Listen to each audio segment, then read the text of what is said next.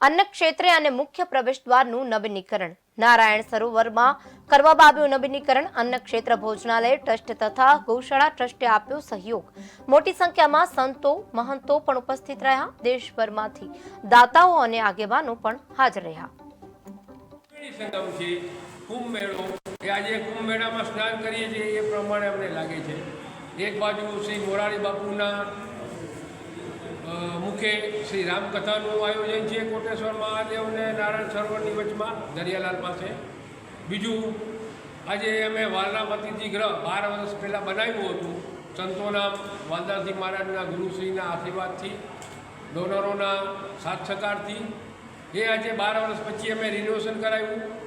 દરેક દાતાઓએ રૂમ રિનોવેશનના સારી સખાવત કરી 1,11,000 નામે આપી અને પોતાનું જે અમૂલ્ય દાન કહેવાય કે લાખ રૂપિયો કરોડમાં ચાલે એ પ્રમાણે રૂમ રિનોવેશન કરાવ્યા આજે એ બી કામ સંપૂર્ણ થયું છે બીજું મોટું કે અમારું જે અન્ન ક્ષેત્ર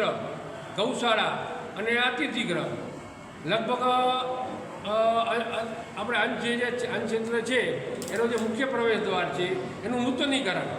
કારણ કે આ સંસ્થાને સ્થાપ્યા એમાં ડોંગરીજી મહારાજ શ્રી વાલદાસજી મહારાજ શ્રી સરસ્વતી બાપુ મધુસૂદનજી મહારાજ આજે એ સર્વ સંતોનો અમૂલ્ય ફાળો છે આજે આપણને સેવાનો મોકો મળે છે આત્મકલ્યાણનો લાભ મળે છે મોક્ષનું સાધન છે એ આપણે લાભ લઈ રહ્યા છીએ તો દાતાઓના અમારે નૂતનીકરણ માટે ગેટના જે મુખ્ય દાતા છે જયેશભાઈ ગણાત્રા પરિવાર એમના પ્રતિનિધિ આજે પ્રકાશભાઈ ખાસ ભૂખથી પધાર્યા છે કચ્છ નારાયણ સરોવર અન્ન ક્ષેત્ર અને ભોજનાલય જેની માહિતી અમારા પ્રમુખ શ્રી પંકજભાઈએ કહી અને 68 વર્ષથી અવિરતપણે જે પણ વિના મૂલ્યે ભોજન પ્રસાદની વ્યવસ્થા આ ટ્રસ્ટ દ્વારા આ લોકો સૌની કૃપાથી દાતાઓના સહયોગથી ચાલી રહ્યું છે